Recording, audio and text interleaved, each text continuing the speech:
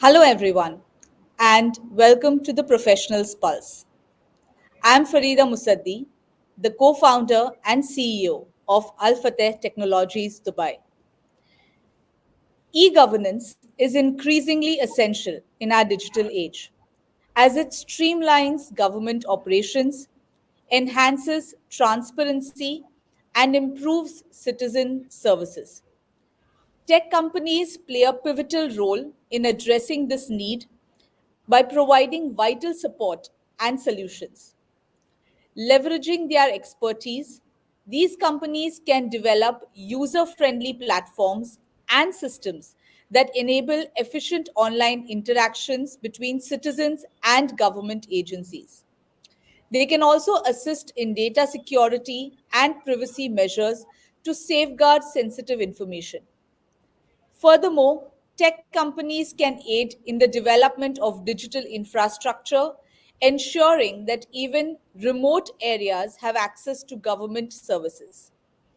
In this era of rapid technological advancement, their collaboration is vital in shaping the modern, responsive, and accessible government systems, ultimately empowering citizens and fostering trust in the public sector. Today, we delve into this world of e governance and explore how technology is revolutionizing the public sector. Let's uncover the latest innovations and strategies that are reshaping the way governments serve their citizens. Join us as we discuss the remarkable tech trends and case studies that are driving greater efficiency, transparency, and accessibility in the public sector. Whether you're a government official, a tech enthusiast, or just curious about the digital transformations of e governance, this podcast is your window into the exciting changes happening in this industry. In this episode, we are absolutely thrilled and honored to welcome our distinguished guest, Mr. Golok Kumar Simli. Mr. Golok Kumar is recognized as an award winning government technology strategic thought leader and policy influencer from India, showcasing a proven ability to produce exceptional results in highly complex government governance transformation initiatives by harnessing emerging digital technologies and enhancing the lives of the general public. With over 30 years of experience in the ICT domain, he has accumulated extensive expertise, including 16 plus years serving as a CIO, CXO within government sectors, focusing on areas such as public policy, digital transformation, data security and privacy, e governance, program management, strategic consulting, and the innovative utilization of IT and emerging technologies for business transformation and service delivery. In his current role, he was responsible for conceptualizing, implementing, and successfully operationalizing the Passport Seva Programme, PSP, which stands as the largest e governance initiative of the Government of India. This program serves more than 90,000 citizens daily, facilitating passport related services. To date, over 120 million citizens have availed themselves of passports through the program. The digital ecosystem established by this individual connects 36 passport offices, 93 Passport Seva Kendras, and 430 post office Passport Seva Kendras, more than 850 police districts, and the India Security Press in Nasik. Furthermore, the program is linked to more than 190 Indian embassies and consulates, ensuring smooth passport flow for the global diaspora. He has also played a vital role as a core team member in the design and execution of significant projects, including the NEGP Swan project, valued at US $500 million, and the SDC project, totaling around US $270 million. and the CSC project with a budget of around 740 million US dollars, as well as PSP version 1, which involved an investment of around 193 million. They are currently engaged in the implementation of the Ministry of External Affairs two flagship programs, which is PSP version 2 and e-passport.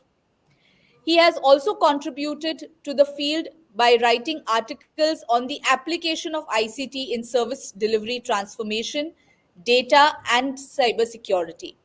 He's been invited to speak at various national and international ICT events as a keynote speaker. Mr. Golok Kumar's notable achievements include receiving an appreciation certificate from the International Model United Nations and earning 20 individual accolades. Amongst these accolades, the National e-Governance Gold Award from the Government of India recognizes him as a visionary thought leader. Additionally, he has been honored with awards such as the Honorary Award 2023 for Technology Enablement for the Masses at the World CX Forum, the Data Center Champion Award 2022 from the Indian Express Group, and the Scotch Public Service Award 2021 for going beyond the call of duty. He has also been recognized with awards like the World CIO 200 Awards with the title of the Legend, the Award of Digital Excellence 2020 from the APAC News Network, and the CIO Power List 2020 and 2021 from Core Media Group, along with several others, including the Innovation Heroes Award 2020 from the Dynamic CIO, the Digital Icon Award 2019 from the Indian Express Group, the Amity Excellence Award for Technology Innovation and Leadership 2018, as well as the Data Quest Digital Leader Tech Innovator for the Year Awards in 2018, 2017, and 2022. Sir, I must say it's an honor to have you on our show. We welcome you on the Professionals Pulse. Thank you, Faridaji. Let me at the outset thanks Alpha Technologies Dubai and you having me here. It's a great introduction. I think the journey, as you said, it was a long journey, and I'm sure this interaction would help most of our audience to imbibe how e-governance looks like, what one should look for when they are looking for a large transformations, for a win-win kind of a scenario, both for the government and the industry and citizens at large. So I'm sure this interaction will help. Thank you. Absolutely true, sir. And since you've been the pioneer, you've been at the forefront of this entire digital transformation within the government, I think you would be the best person to share these insights with the audience and make them aware of the different projects which are happening under the e-governance sector of the government of India. And of course, all of us can agree the PSP, which, as even the records show, have helped millions of people uh, from India and the residents who are staying across to easily facilitate this entire streamlining process of passport services. Oh, yes, absolutely. Thank you. So, sir, can you provide an overview of what exactly is e-governance, what falls under its purview, and its significance in the modern public sector? No, very pertinent, Paritaji, when you asked about e-governance or good governance or transformation at large, whatever we name it, right? I think to my mind, there are three very important areas one need to focus on when we are talking about governance. We are talking about transformation. We are talking about connecting people, right? And the three focus areas are nothing but how do we connect, how do we communicate, and how do we deliver. Now, let me take one by one. Now, when I say how do we connect, When we say how do we connect, when we started e-governance journey in India, the major focus was where do citizens resides, wherever they resides, whether it is a no kind of a rural area, demographic no issue or geographical issue. The idea is to connect them first. How do we reach them, right? And Correct. for that to happen, as you rightly gave some of the initiative, initially you thought let's build that core IT infrastructure, no kind of a that kind of a channel where do we communicate with people, right? And that is the time I think we designed something called SWAN, State Wide Area Network. And that network was kind of a communication data network, was connecting from our state headquarters to district level initially, and then all these districts, kind of offices, government offices, where actually mostly the call are being taken at a state level. They were able to communicate to the state headquarter, and in turn the state headquarter was able to communicate to the central government, right?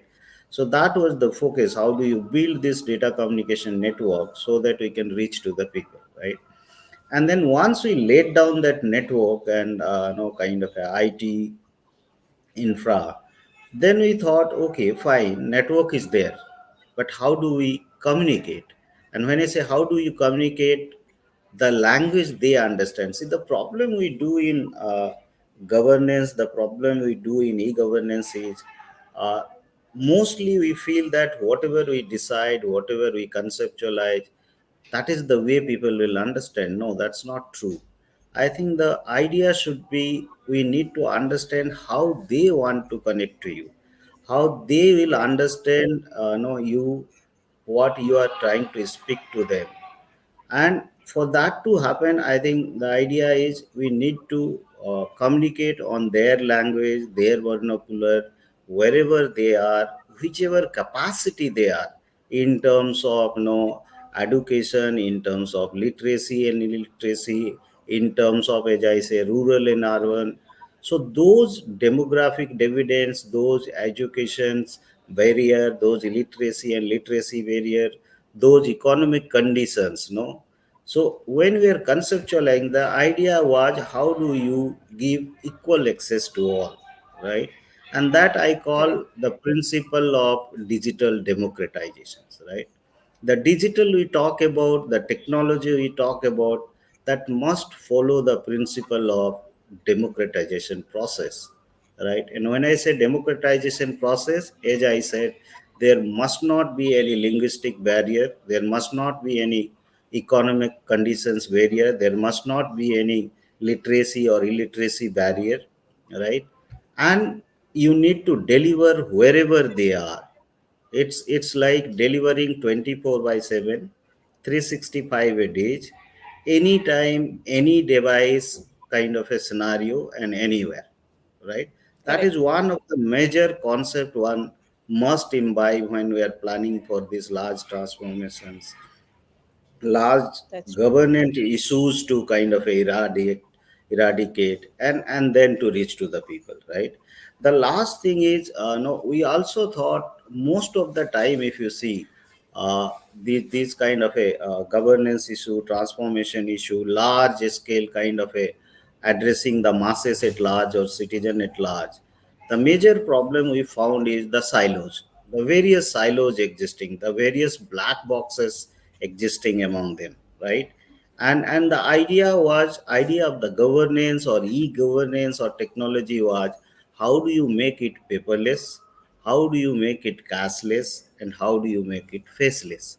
If you these three concepts you imbibed into the technology or in your plan design executions, and then you are trying to deliver, I think almost 90% of your job is done. As I said, the problem we do is you start with a technology or with a solutions or with a process engineering which doesn't connect to people, which doesn't communicate with the people, which doesn't no kind of a deliver or the output or the product which citizens wants from you. It is other way, no. Correct. It's like, for an example, you are giving me the example of passport services. The idea was Yeah. when you are delivering passport services or when you're conceptualizing this program, we thought, how do I turn around 180 degree? No, whatever it is happening as is, can I turn around 180 degree? Let me quote another example. For an example, saying that when you deliver a passport or someone apply for a passport services or any of these services, why only passport? Whether it is income tax, passport, Aadhaar, no, anything, GST. We have done a lot of plethora of such examples. But the moment you apply for a government services or public services, it's not you need to follow me. Can I follow back you? Right? At every stage. Your job is to apply. Your job is to seek that services. My job is to continuously follow you, deliver you wherever you are, whichever devices you Correct. are accessing, whichever language you understand to speak with me. So that was the I think the journey which we started. And as I said, that is the time when you conceptualize these three major schemes. One is the statewide area network. Second is the data center. Now, when you collect some data, some information from citizens, you need to store somewhere, right? You need to harness that data the way it should be. And that is why the other big kind of a infra which we conceptualized, implemented in the initial stage was the state data center. And the third, the last was, okay, you have fine, you have communication data network, you have no facility where you'll data store data, harness data, no kind of a do use of the data. But how do you reach people? And that's where we conceptualize something called common service center. And these common service centers were located across the country, especially at the rural and those section of the society who do not have access to computer and internet at home. So we started Okay. with this, and that's the journey we move forward. So that's how it is. Prakash. Thank you. And so, what are the benefits, according to you, sir, for integrating this technology into the government operations? Absolutely. I think that's the crux. When we are doing that, idea is to how do you deliver those kind of a benefits, those kind of a enablement which I am looking, or those kind of a inclusiveness I am looking, or those kind of a empowerment for the people I am looking. And technology, as you Correct. rightly said, that helped me to create that transparency, that accountability I was looking for, that kind of a no line of communication. How do I establish a line of communication with my citizen? How do I collaborate with various industries or various stakeholders where the ecosystem at large works, right? The another problem Correct. we do is when you start these transformations or large scale implementation, we think ourselves, no, you think that okay, I do my internal kind of a process engineering, automation, technology enablement, and that will help me to create that kind of a impact. But that's not true. The idea is how do you deliver as a ecosystem at large. Let me quote another Correct. example so that people can connect. When we are transforming this passport as a services at large for citizens across the country, as I said, wherever they are, or why only within the country but across the globe also, across my all embassies and consulate for the diaspora at large, right? So the idea was, ki, how do I create that ecosystem? And when the ecosystem, when I say, for an example, we as a ministry, I can improve upon my processes, my policies, my documentation requirements, so and so forth, right? But what Yes. about if I'm sending for a, let's say, police verification process, right? And Correct. police authority is one of the biggest stakeholder for verification of your criminal and other antecedents, right? Citizenship, address, Yes. criminal background, so and so forth, right? So that is one of the major stakeholder. Another stakeholder, when you dispatch your passport through India Post, there should be end-to-end tracking possible by the citizens, right? And then the last leg, the biggest problem you faced, Vedaji, when you made it complete online, The biggest challenge is no we faced is those section of society, those people, those rural hinterland, no, those farmers who do not have access to computer and internet at home. And you know what it happened initially, we made it no complete online. There was a complete hue and cry saying that what have you done, how is that those people will reach to you in terms of getting a passport. And then we Correct. thought, no, no, this is not the way one should proceed, right? Then we thought, how do we now look for a system or ecosystem where I can reach people there and there, even if they do not have access to computer, internet at home, even if they are not digitally literate, I'll speak to their Yes. language. And that is the time we connected to these common service centers, right? That is the time we thought creating these kiosk or kind of a internet facilities at every kind of a nook and corner of the country. And when we Okay. connected or integrated to these common service center, that point of time, around 2006-7, we were having around 50-55,000 common service centers. And all those common service centers were integrated with the passport issuance system. And then we said, you as a citizen, you need not worry. You must visit to one of these common service center. These are government regulated channel, right? And they will help you out in terms of your filing the form digitally online, submitting your document digitally online, scheduling an appointment to reach to the Passport Seva Kendra, right? And that was the game changer for the citizens, right? We did not have to fall back saying that, no, how do I address this digitally with the citizens? And Correct. today, if you ask me, that ecosystem is working so good, no, in terms of helping the citizens, saying that that itself is a kind of a, I'll say, job creations for many of the startups and such kind of a people. They have opened That's true. internet kiosk at various places, and other than passport, now they deliver, let's say, railway services, income tax services, so on and so forth.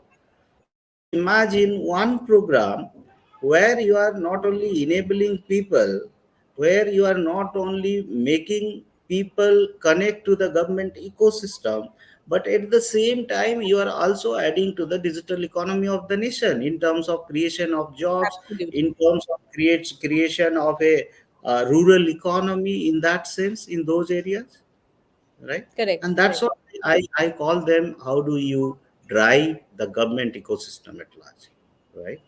And that's what we Okay. did it. That's what we did. Yeah. No, in fact, this is what I wanted to ask you, that in a country like India, where a vast majority of the population comes from the rural background, how was this kind of a service so popular? But as you correctly explained, with setting up of these centers, it not only facilitated those people, but today it is serving as a large contribution even to the economy of the country. So I think it's a very it's a great foresight, which, as you mentioned, you conceptualized way back in the year 2006. Yes. So I think, yes, that's truly a very great initiative. And Yes. I remember, for anything, there are a lot of people, even in the urban population, not everybody understands or is very familiar with technology. Most of the Yeah. people, like the elder generation, find it very difficult. So for Very them, true. this ease of access is really helpful. Yeah, and you know now how many those centers are? After 2014, we have increased these centers from 45 to 50,000. Now you know total it is more than 5 lakhs. So Oh, 2014 around we added up to 2 lakhs or 2.5 lakhs. From there on we started moving forward, and today it is more than 5 lakhs. The another big kind of advantage of this kind of a enablement is these centers are self-surviving center. We do not have to fund these centers. You know, they are okay. self-surviving. They are kind of, as I said, those centers we call village level entrepreneur. You know, they are our entrepreneur at the village level. Correct. right? And that's why those are named as VLEs, village level entrepreneur. They are self-surviving, they are sustainable over a time, and they are no kind of a self-learnings. There are a lot of innovation happening on those centers in terms of adding no more and more services and making more and more kind of a value add for the not only for the citizens but also for that entrepreneur adding jobs, right? And in the other sense, it is self sustainable.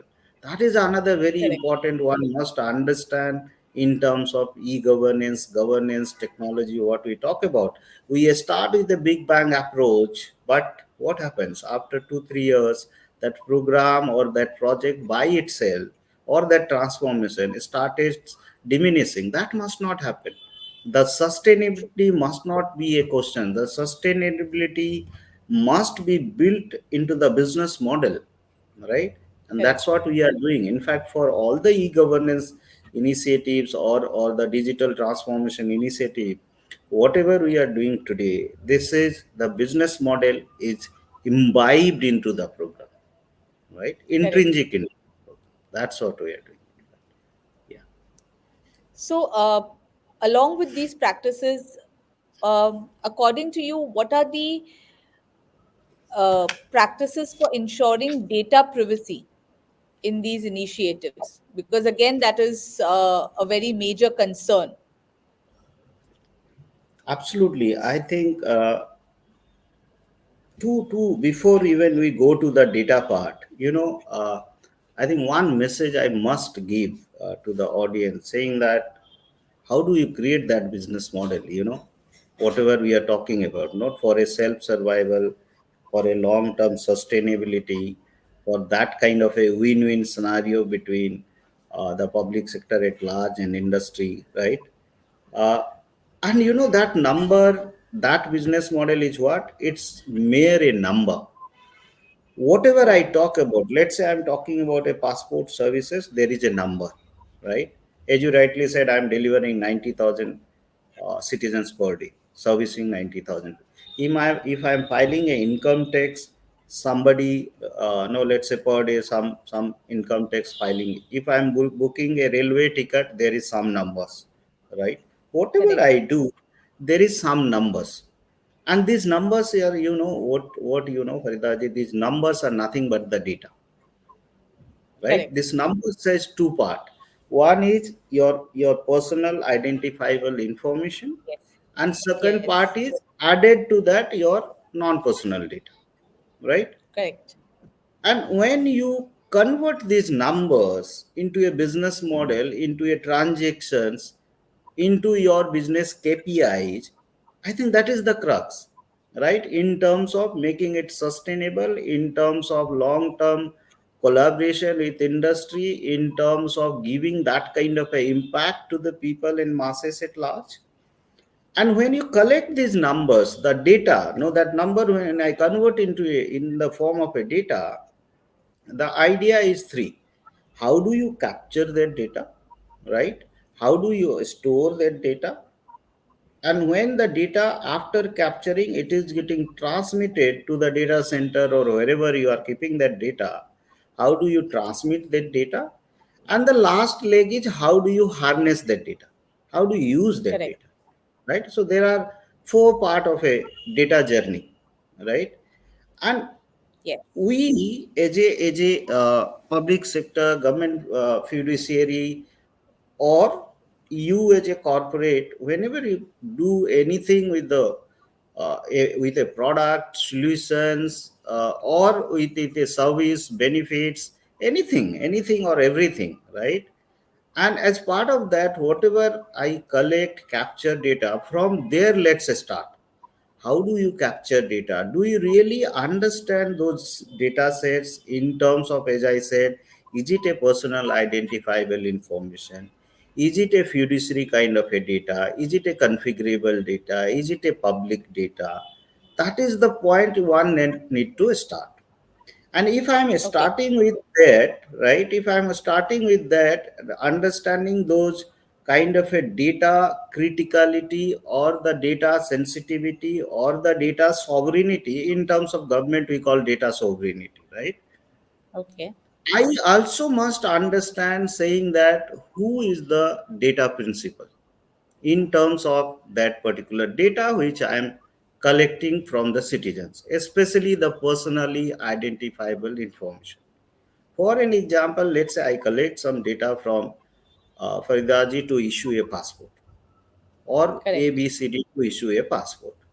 Now, when I collect that data, you are the data principal. I am not the data principal. So I first must tell you, as a data principal, what is your rights and duties in terms of when you are sharing that data with the data fiduciary, or the public sector at large, or the government at large, or a private sector, wherever you are doing that, right? So you must know your right and duties when, and I must communicate your right and duties as a data collection agency or as a data fiduciary, because many a Correct. time you will not understand what is my rights and duties, right? And if Absolutely. I am missing there, to make that visibility, that transparency, that communication gap, I think there itself I am creating a data security and privacy concern from there. Correct.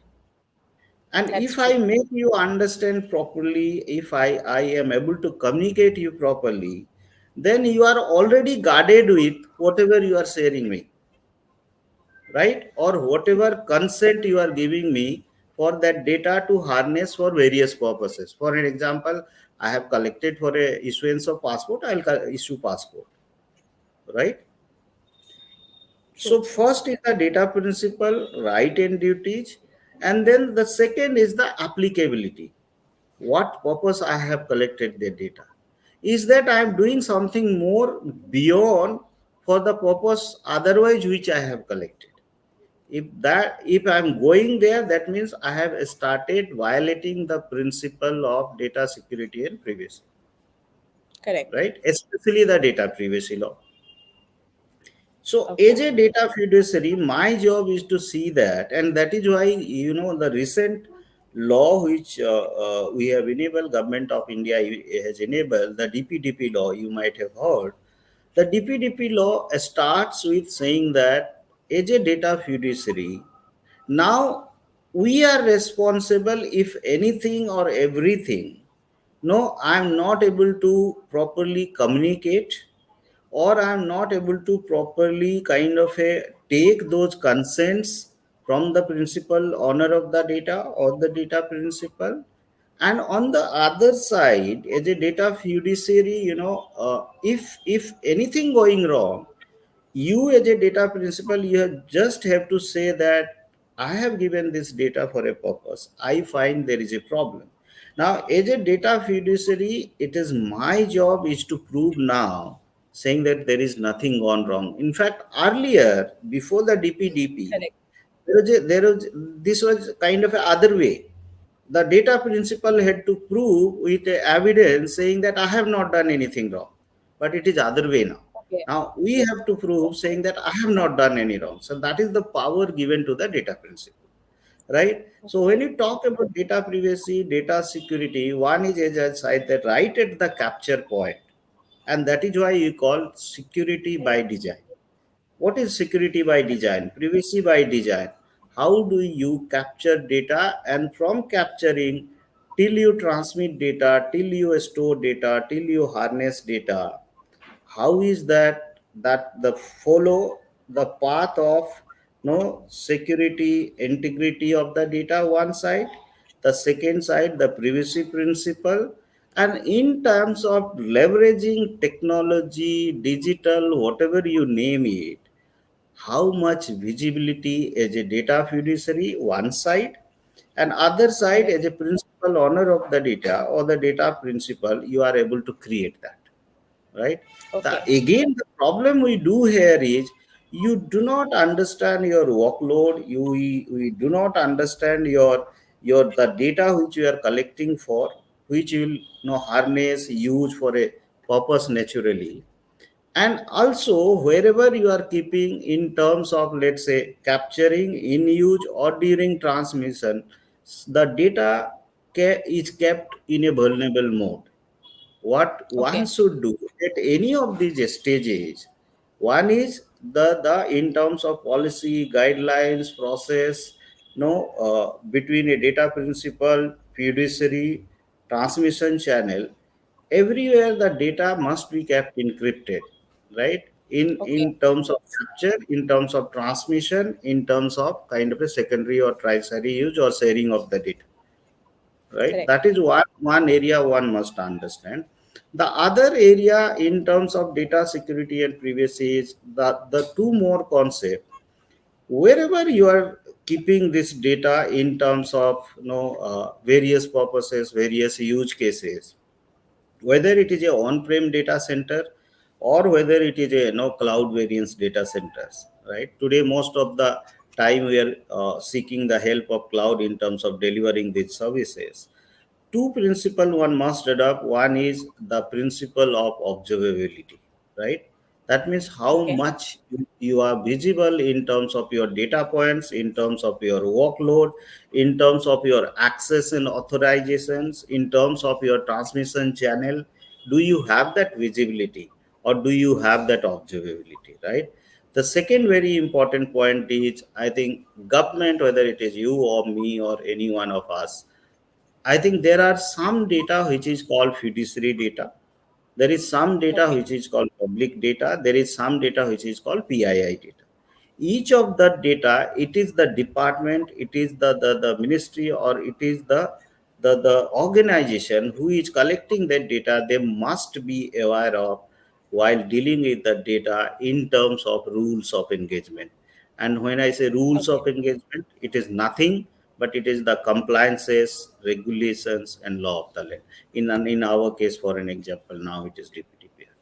So if you drive the data holistically, end to end, in terms of process, policies, technology, people, and then you keep this principle right, I don't foresee, at least in our experience, data handling is a big challenge in terms of data security and privacy. But again, the problem is, if you don't start with, or if you do not start with these principles, if you do not understand end to end this data flow kind of a mechanism, storage, sharing, then naturally somewhere or other you are going to face these issues. That's how it is. That's true. That's true. And I think that point that you put across was very good. That as when a citizen is sharing their information, it is the responsibility of the data collection center to inform the citizen that how this data will be used, so that a True. citizen, and also what are their rights, because most of the people do not know this. So I think True. that point is absolutely necessary, and it's very very essential, so that they know what they are giving and consent to. Absolutely. Absolutely. Correct. That's how it should be. That's how it should be. Yes. So, sir, of course, we want to know that are there any future groundbreaking technologies which are on the horizon that again will impact the e-governance, and how can citizens, stay updated and find out more about these trends which the government is planning to? No, very important, very pertinent what you have asked. When you talk about future technologies, when you talk about one side technology, other side, let's say, for a larger public good, or I'll say for a global good, both, right? Correct. So when I talk about technology, future technology, emerging technology, what does this technology does, as we are discussing, the technology is to empower people, the technology is to True. enable people, the Yes. technology is to bridge those gaps, those barriers in terms of, as I said, no education, literacy, economic conditions, right? And the goal of every one of us is, final goal is the development of the nation, adding into the digital economy or overall economy. This is the overall sense, if you ask me, right? Correct. So whatever emerging technology you are talking about, whether it is AI, whether it is big data, whether it is a cloud journey, whether it is IT or OT convergence, whether it is blockchain, I can name plethora of these technologies. But the idea is when you are actually leveraging this potential of, let's say, let me quote an example of potential of AI, right? Now AI Yes. is all about it's a data hungry kind of a tools technology, right? Now Yes. when I'm leveraging that data through the power of AI, two very important thing as a government or public sector or as a policy maker, one need to understand the use of AI. One is, am I violating or am I doing kind of any kind of a biasness in terms of taking decisions? That is one Yes. very prime principle of the AI. The second Yes. is, am I able to understand the veracity of the data? That means, is the data where I am leveraging or using the potential of AI, is that data carrying some noise? Right? If Correct. these two are no, there is a problem in these two kind of a principle of the data, then whatever leverage you are doing of AI, it is going to give you a result which is maybe doing something else, which otherwise you are looking something else, right? So the Correct. idea is when you are leveraging this, no, emerging technology, advanced technology. I always say that my base, my rules, my policies, my processes must be re-engineered first, right? My all those bottlenecks in terms of processes, policies, dependencies must be re-engineered first. If you Correct. say that my AI is giving the same result, in spite of I have my backend is not improved in terms of policy, processes, those kind of a bottleneck silos, AI is nothing going to give you nothing. But at the same time, for an example, now if I am leveraging AI for the passport issuance system, I can take, 10 times benefit from the AI because That's true. my basics principles are right. Because I understand in terms of those I call 5 W's. No, I understand my workload, I understand my workforce, I understand my workflow, that is the applications. I Correct. also understand my workplace, and I also understand the web. If I understand Yes. these 5 W's, I can harness AI in terms of 4 S that I called speed, scale, security, and sustainability. So idea is if I'm harnessing AI for the purpose of speed, scale, security, and sustainability, my those 5 W's must be intact, must be re-engineered, must be understood first. If I do not understand my workforce, let's say in terms of their roles, in terms of their no line of communication, in terms of their functionality, right? Where is that I'm going to apply AI for that purpose? Or let's say if I do not understand my workload in terms of sovereignty, non-sovereignty, in terms of let's say fiduciary, non-fiduciary, where is that AI I'm going to apply? Right?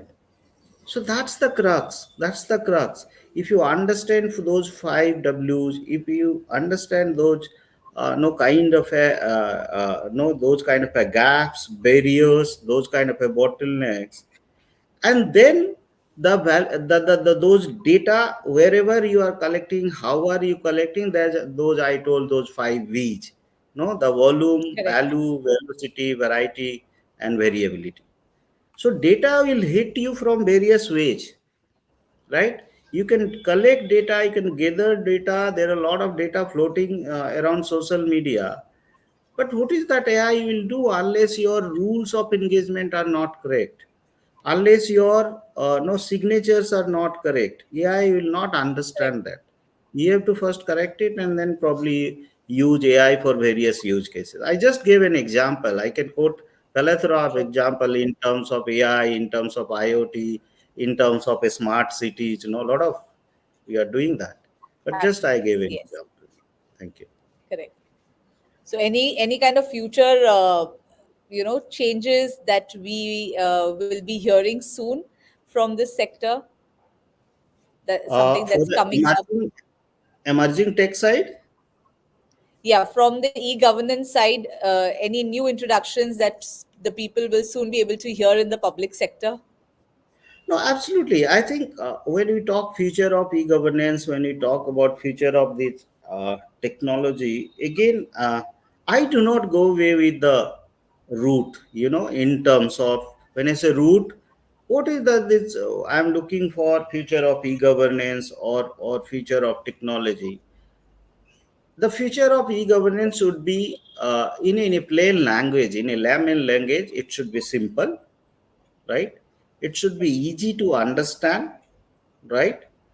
It must be in a way that it do not differentiate between, as I said, all those barriers in terms of economic conditions, literacy, educations, right?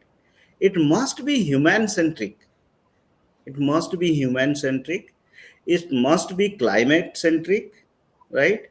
And these are all Correct, big words, no, when I'm saying human centric, climate centric, right? It must be for a larger public good. It must not be, for the government, the biggest challenge is the scale. I correct, have to deal with that scale. I have to deal with that masses at large, and we cannot differentiate. That means, can we give that digital democratization way of dealing with the people? That is for the larger public good.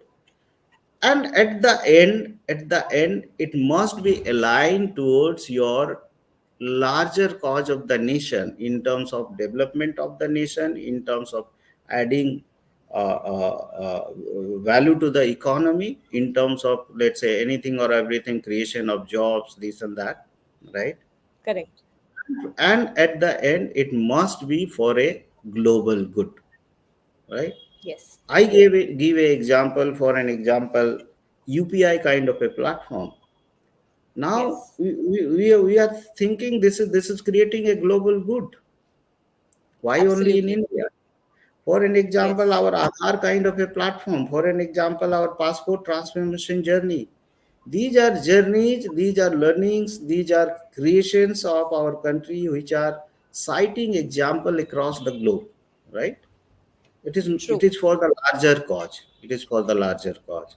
The last thing is, whatever we do, in terms of governance, e-governance, future of governance, I think somewhere or other we need to understand, saying that the technology, the digital, the transformation journey, uh, as I started with saying that uh, we all need to understand, collaborate, create that kind of a uh, business model, environment, and that is not possible by government alone. You know, Correct. there must be a Absolutely. collaborative approach. There must be an industry-oriented approach, where every Yes, one of us, government, industry, academia, research institute, people like you, should join hand, right? And correct. then create that kind of a impact for larger cause and human at large. So that's how I put it, Paridaji. Thank you. And sir, any last words of wisdom for the people, for the citizens that you would want to share? Last word for the citizens is, I think now citizens have become much more kind of a smarter. Our journey, government take on the citizens is, we are trying to create an inclusive society, a Correct. society who can deliver, a society who thinks for a betterment of larger cause, right? And I am sure that these technology, these governance transformations, these thinkings, these minds, uh, will enable us a lot of opportunity on the way, right? Which will be True. kind of a win-win scenario for every stakeholder at large. And I also put a cautious mark here saying that, if any one of us not joining this journey, or we are not leveraging this potential, I think that section, that organization, whatever I say, they have to be much more kind of a work on those directions. And opportunities are enormous. I don't foresee any kind of a challenge, any kind of a no kind of a issue here. It's just that how judiciously we use this technology, these potentials. And when I say technology and potential, in all sense, in holistic sense, it must not be, Correct. it should not be a silo way of dealing the thing. So that's how I put it, Ridaji. So, sir, thank you so much for joining us today and for sharing these amazing insights.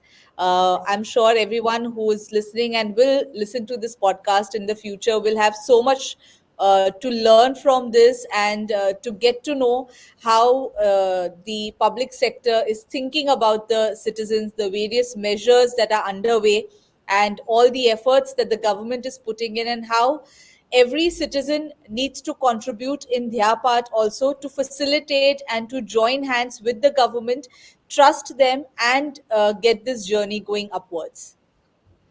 Thank you. Thank you, Faridaji. I once again thanks all for the technology and you having me here. It was a great interaction. Thank you.